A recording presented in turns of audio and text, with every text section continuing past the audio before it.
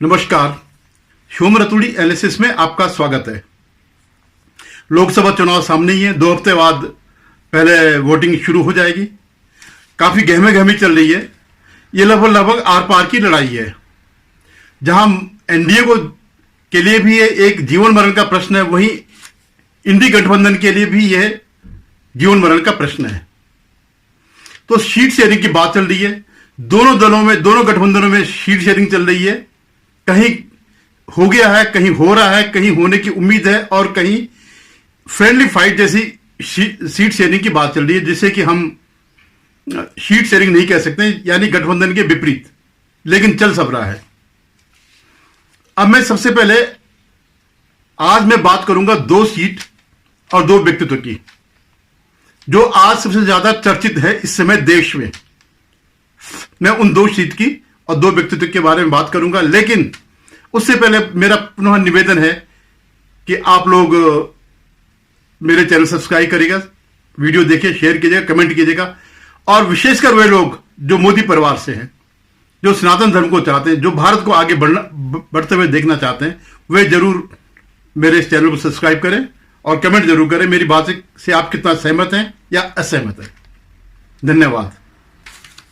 अब मैं उन 2 सीट और 2 व्यक्तित्व की बात करता हूं। पहले मैं 2 लोकसभा सीट की बात करता हूं, और दोनों उत्तर प्रदेश से हैं। एक है पीलीभीत और दूसरी है रायबरेली। पीलीभीत में यह सीट इस पर काफी वर्षों से जो है मेनका गांधी और उनके बेटे वरुण गांधी का कब्जा रहा है, और बड़े अच्छे मार्जिन से भी जीते हैं।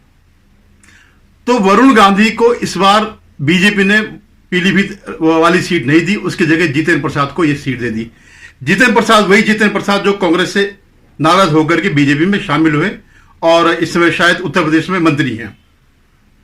उनके पिता बहुत बड़े कांग्रेस के नेता रहे, जितेंद्र प्रसाद, और एक बार वे कांग्रेस के अध्यक्ष का चुनाव भी लड़ चुके हैं, लड़ करके हारे भी है। सीताराम केसरी खिलाफ या किसी के खिलाफ, जब शरद पवार भी लड़े थे। ये सब चीजें एक बार एक ऐसा दौर था कांग्रेस में जब सोनिया गांधी वर्सेस अदर हो रहा था। तो जितेंद्र प्रसाद को इस बार पीलीभीत का टिकट दिया गया और वरुण गांधी को का पत्ता वहां से काट दिया। हालांकि उनकी माताजी मेनका गांधी को सुल्तानपुर की सीट उनको दी गई, जिसमें वर्तमान सांसद भी हैं और काफी समय से वो चल रही है। जब उन्होंने वरुण को यहां स्थापित किया तो खुद वहां चले गई। अब मैं सबसे पहले वरुण के बारे में बताता हूं। वरुण बीजेपी के उन चंद नेताओं, बल्कि चंद तो विभिन्न मैं नहीं कहूंगा, एक्सेप्शनल नेताओं में हैं जिन्होंने पार्टी के खिलाफ बगावत की है। किसी की इतनी हिम्मत नहीं है इस राज्य में, इस दौर में, कि केंद्रीय नेतृत्व के खिलाफ या राज्य नेतृत्व के खिलाफ बोल सके, विद्रोह कर सके, उनकी अवमानना कर सके। इसके बावजूद वरुण गांधी को पार्टी से नहीं निकाला गया और उनको टिकट से ही वंचित किया। यह एक बहुत बड़ी घटना थी, उत्तर प्रदेश के हिसाब से बहुत बड़ी घटना थी, और गांधी परिवार के हिसाब से भी बहुत बड़ी घटना थी। जब यह सब बातें सामने आई तो जो विपक्ष के लोग थे उन्होंने उस पर डोरे डालने शुरू कर दिए वरुण गांधी पे। समाजवादी पार्टी का जो कैंडिडेट था उसने कहा मैं अपना टिकट विड्रॉ कर देता हूं और वरुण चाहे तो मेरी तरफ से इस सीट से लड़े, हमारा उनको समर्थन रहेगा, पूरा इंडिया अलायंस का समर्थन वरुण गांधी को रहेगा। ठीक। लेकिन जब उनको लगा कि नहीं ये सब हुआ तो उन्होंने अपना वो विड्रॉ कर दिया, बोल दिया कि ठीक है वरुण गांधी नहीं आ रहे, लेकिन उनकी पूरी टीम मेरे साथ है, समर्थन कर रही है।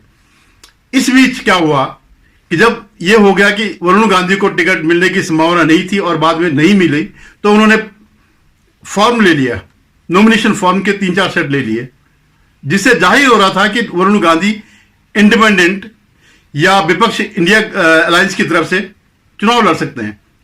इस बीच कांग्रेस की तरफ से भी वरुण गांधी को आमंत्रण मिला कि वे कांग्रेस में शामिल हो जाए, और आमंत्रण देने वाले थे लोकसभा के जो इनके नेता है अधीर रंजन चौधरी, जो वेस्ट बंगाल से आते हैं। लेकिन कांग्रेस में चाहे अधीर रंजन हो या मल्लिकार्जुन खड़गे हो या कोई भी हो, ऐसे डिसीजन लेने की किसी की हिम्मत नहीं है।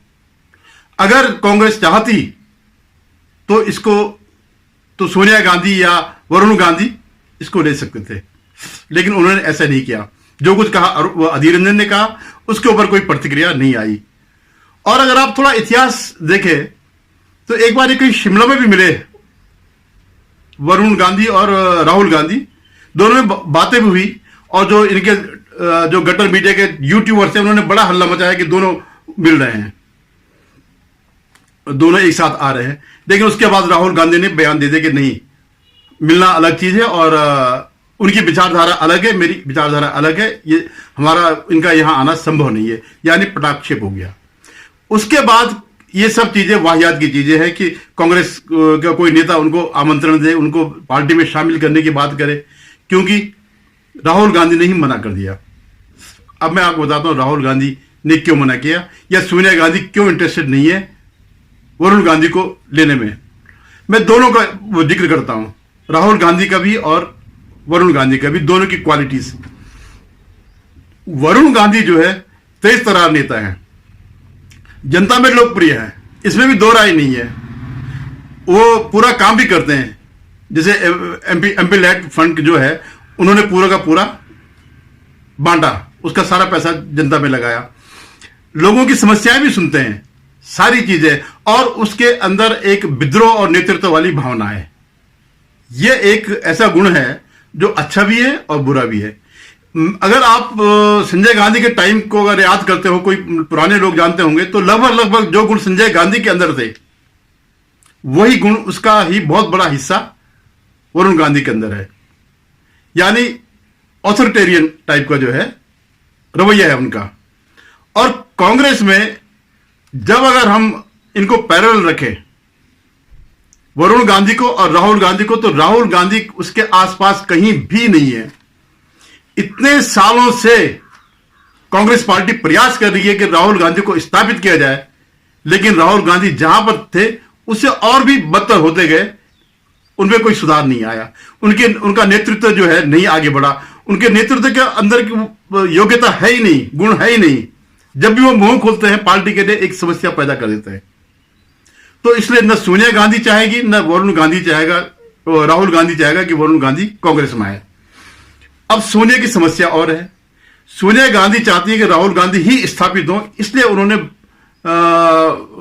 प्रियंका गांधी को पीछे ढकेल दिया, और उसका पूरा प्रयास है पूरी पार्टी इसको जो है आगे बढ़ाए, राहुल गांधी को आगे बढ़ाए, चाहे योग्यता हो ना हो, लेकिन गुलामों को आदेश है कि तुम जो है गधे को घोड़े बनाओ, ये स्थिति है।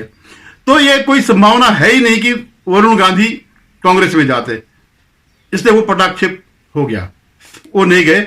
लेकिन वरुण गांधी ने पार्टी से इस्तीफा नहीं दिया, उसके पीछे क्या वजह हो सकती है, पूरे प्रकांड पंडित जितने राजनीति के पंडित हैं सबके सब अपनी तरफ से व्याख्या कर रहे हैं कि क्या कारण रहा होगा। उस पर मैं थोड़ी देर बाद आऊंगा। अब मैं आऊंगा प्रियंका गांधी और रायबरेली के बारे में।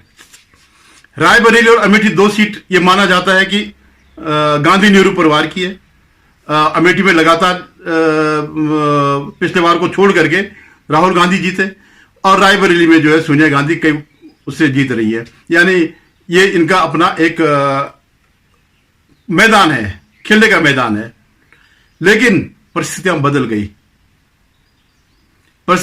गई और सोनिया गांधी को रायबरेली छोड़ करके जाना पड़ा। अपनी जो 10 जनपद है उसको उस पर कब्जा करने के लिए राज्यसभा में जाना पड़ा, और राहुल गांधी को वायनाड जाना पड़ा। जब पिछली बार 2019 में स्मृति ईरानी ने हराया, तो वो जाकर के उन दोनों जगह लड़े, तो यहां से हार गए तो वहां से जीत गए। अब कांग्रेस के लिए नाक का प्रश्न हो रखा।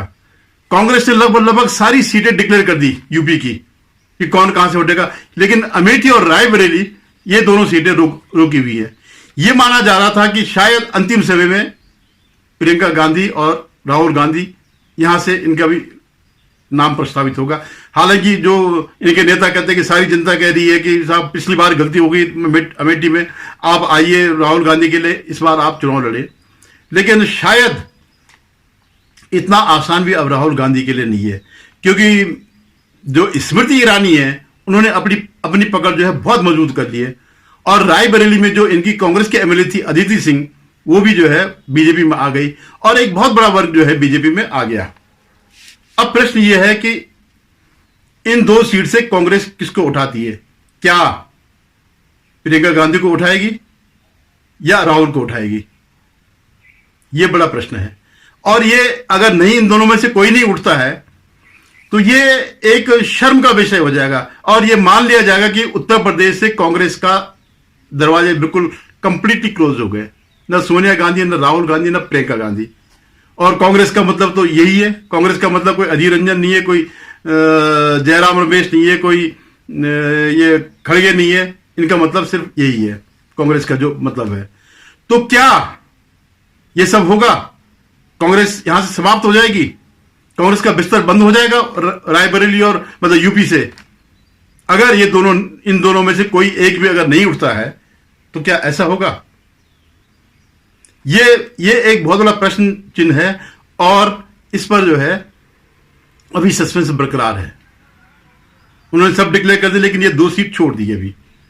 अब मैं आपको आता हूं कि बीजेपी ने भी अमेठी में तो वो कर दिया, उनको खड़ा कर दिया।